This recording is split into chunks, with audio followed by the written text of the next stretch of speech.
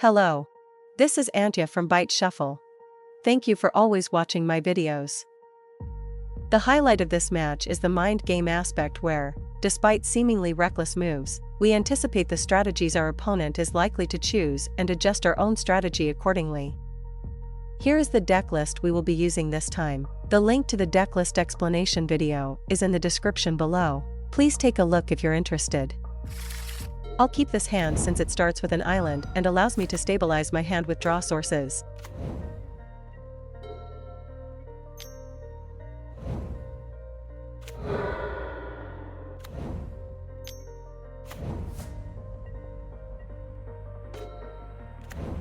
Search for a basic land to guard against wasteland.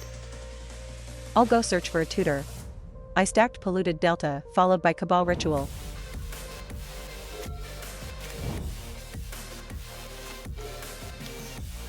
I'll go search for a tutor. I stacked Underground Sea, followed by Ponder. Search for a basic land to protect against wasteland. Surveil's Effect sends it to the graveyard.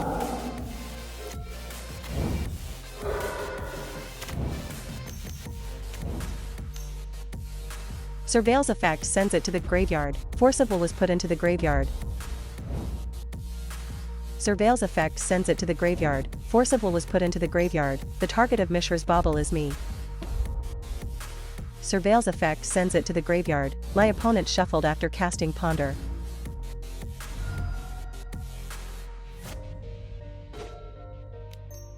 I'll go search for a tutor. I stacked Misty Rainforest, followed by Ponder. I'll go all in from here. If the opponent has two sets of Force of Will, opponent are likely to use them against Veil of Summer.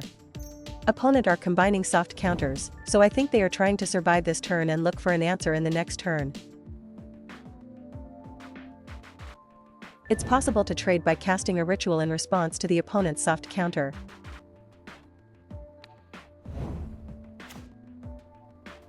With a Lion's Eye Diamond in hand, I can win if I get one tutor and generate an additional 3 mana.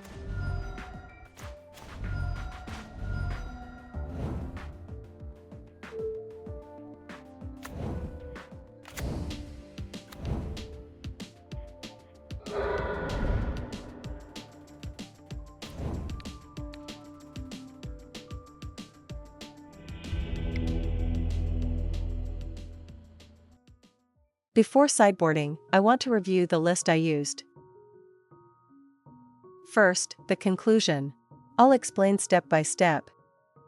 These are the cards in RUG Delver that are relevant to ANT.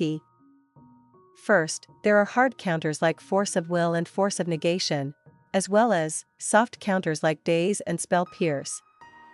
In response to these, I include counter-resistant cards like Flusterstorm and Tendrils of Agony to counteract them.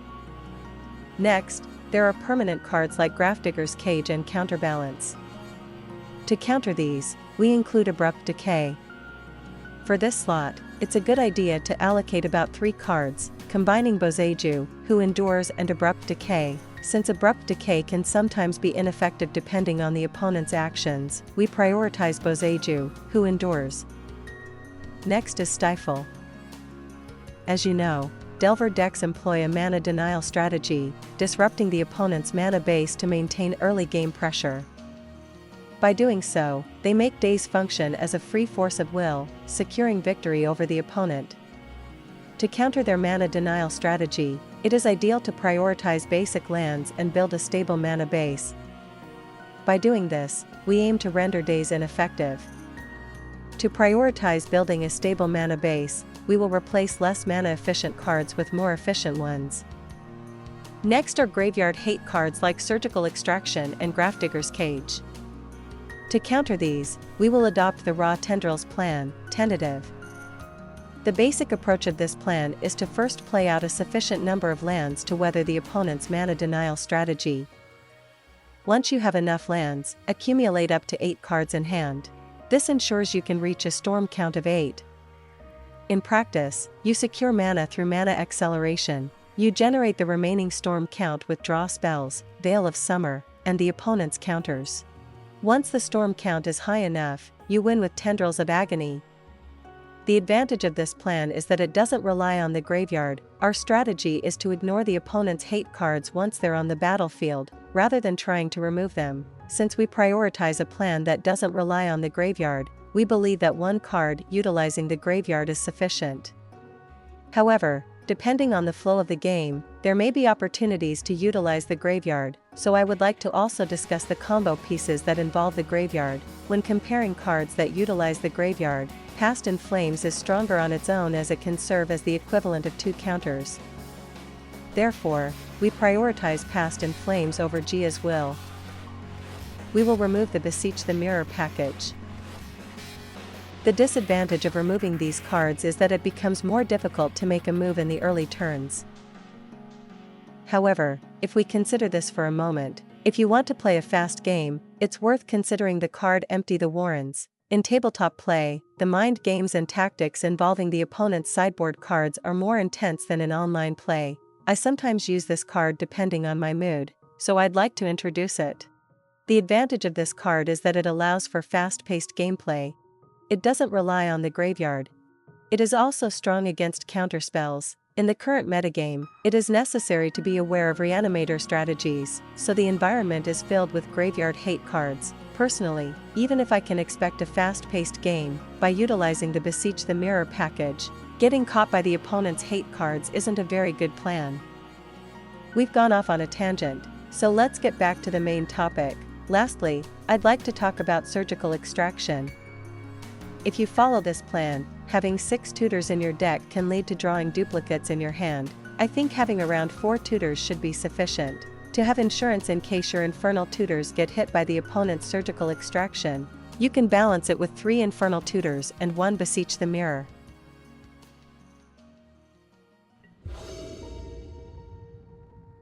This results in a very land-heavy hand. I was hesitant to mulligan, but our plan is to lay out 3 to 4 lands and aim to have 8 cards in hand. We can't respond to the opponent's explosive start, so there's a chance we might lose quickly. However, choosing to mulligan could result in being stuck with too many lands. The opponent is likely to keep a hand with more threats and fewer counterspells.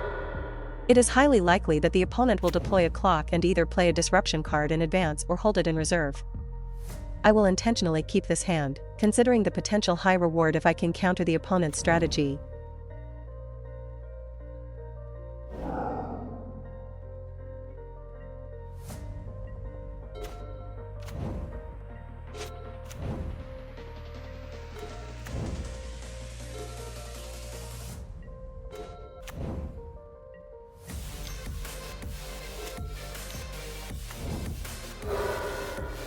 Search for basic lands to guard against Wasteland. I'll exchange my hand to play around Red Elemental Blast. I put back 2 copies of Boseiju, who endures. I search for basic lands to guard against Wasteland.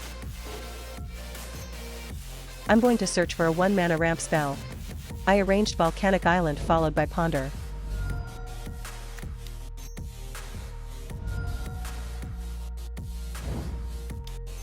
If Dark Ritual resolves, I can win immediately, so after much deliberation, I decided to make a probing move. However, I now think it would have been better not to play it. I should have passed the turn and set up again instead of casting Dark Ritual. The opponent drew without shuffling from Ponder. From here, I'm going all in. Having already used Dark Ritual earlier, I'm now walking a tightrope.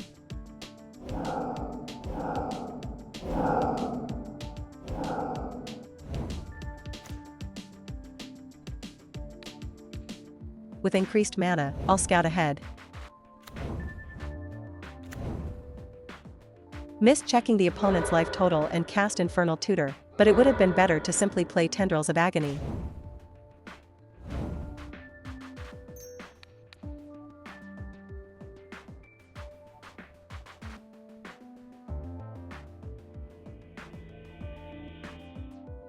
Thank you for watching up to this point. I apologize for the frequent play mistakes. I hope to improve at MTG together with everyone. If you enjoyed this video, please consider subscribing to the channel and giving it a thumbs up. See you in the next one. This has been Antya.